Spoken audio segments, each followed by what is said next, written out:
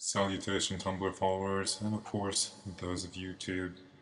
Um, this video is a reward, so to speak, for those who submitted questions and wanted them to be answered via video. So with that said, considering I answered them on a different social network, I would feel rude if I didn't introduce myself. My name is Ravi J.H, and I'm a sober artist with little interest in labels. For every label we place upon ourselves, the further we separate ourselves from one another. We needn't sacrifice our individuality to take part in global intercession. Oneness is critical to the proliferation of mankind, and of course, the renewal of humanity.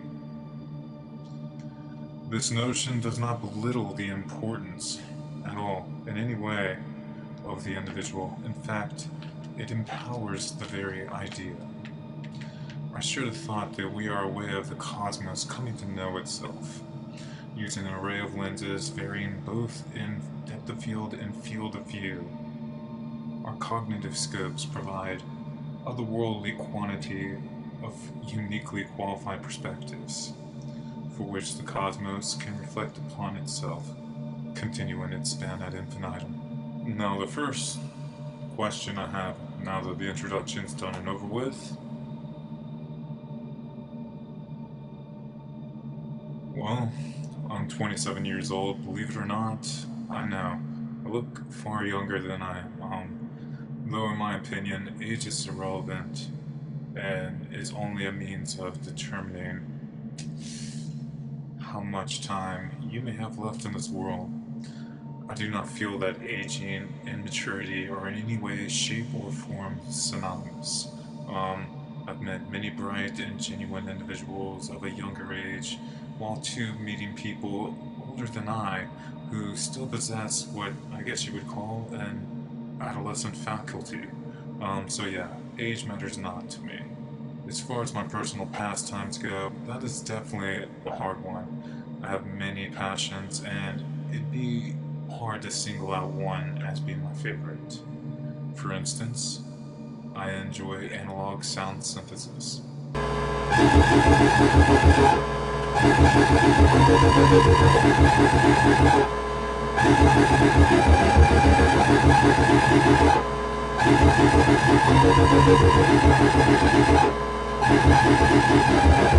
And I absolutely love bringing stories into a tangible reality. By that I mean into a book or something, whether it be a tablet or not, that allows that story to become more than just a thought. I'm also huge on 1A freestyle yo-yoing.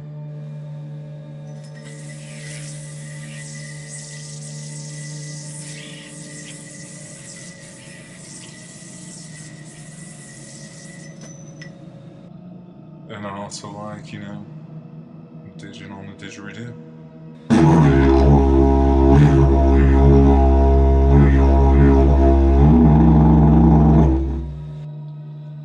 I love viewing things from a 3.2 aspect ratio. And of course, I'm all about Skyrim. I'm looking forward to the Elder Scrolls Online, but then again, I'm also kind of dreading it because I have a feeling that it's going to pretty much consume my life. So yeah, I really can't choose. Now, on to the next question.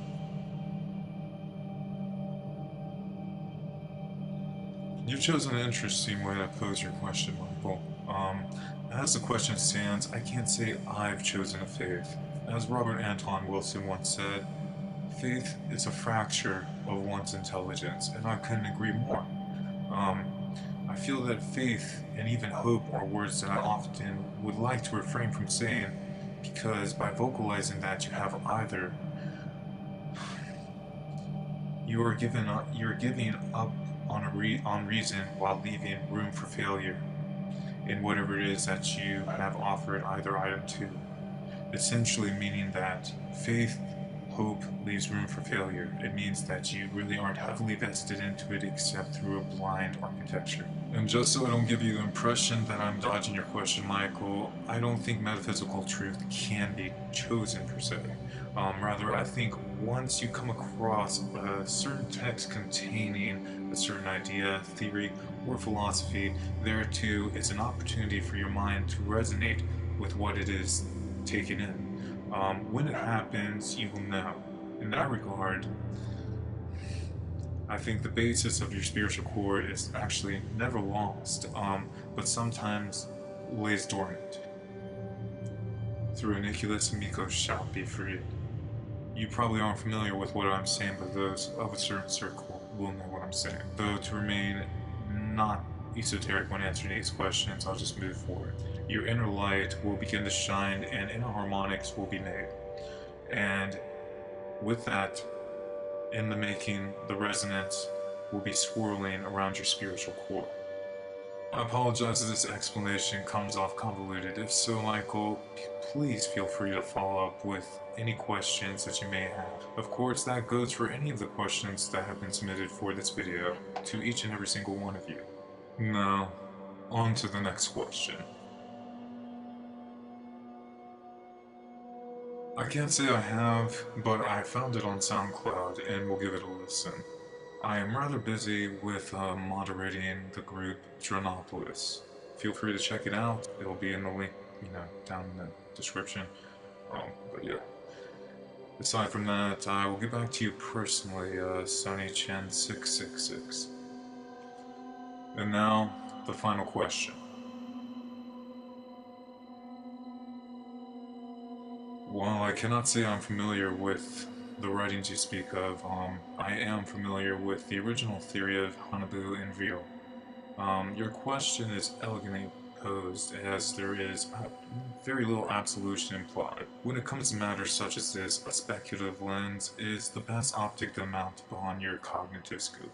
That said, in regards to your actual question regarding how far ahead is the technology we're not informed of, I have a bit of a preface to iterate first.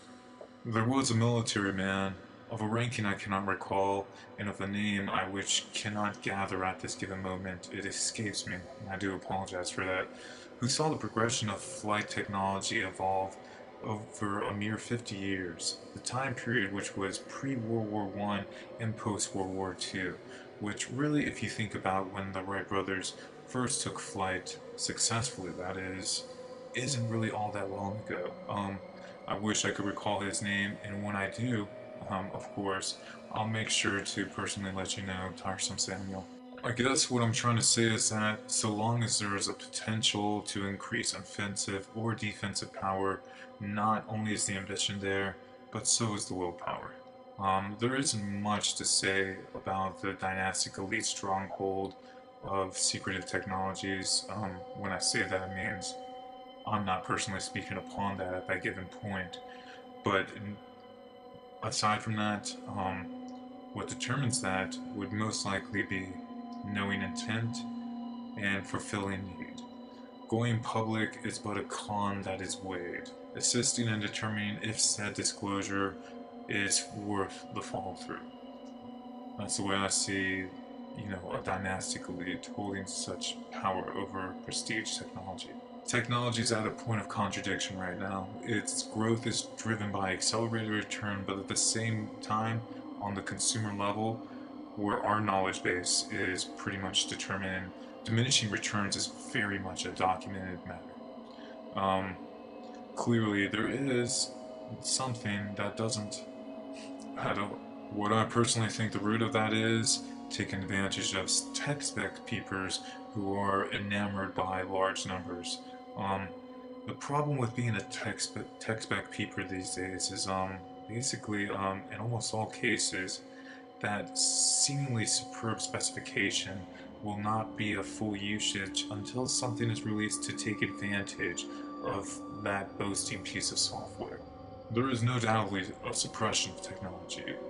Now, whether or not the dynastic elite takes a role in it is entirely another matter to speculate.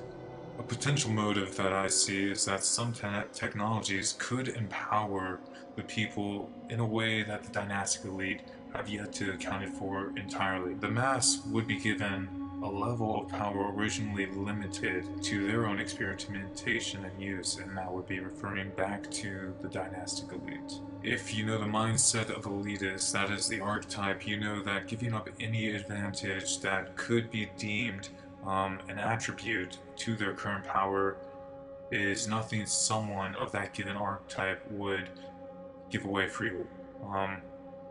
They would have to be persuaded with ways in which it will benefit them in the long run, seeing as in the short term there's clearly no gain that would soften the blow to their elitist ego. Bear in mind, we're not talking about self. Anytime we speak of ego, we speak of the Carl Jung ego, at least when I'm speaking right here and now. These questions, they mean a lot, and I'm more than willing to answer them at any given time. But yes, to you directly, Samuel, I hope you've gotten a fair scope of my speculative stance. Aside from that, thanks, Samuel. Thank everybody. Make sure to give everybody a follow. You'll find their Tumblrs down below. So with that said, I'm Ravi J.H, aka Illumindi, and I'm signing off. Take care.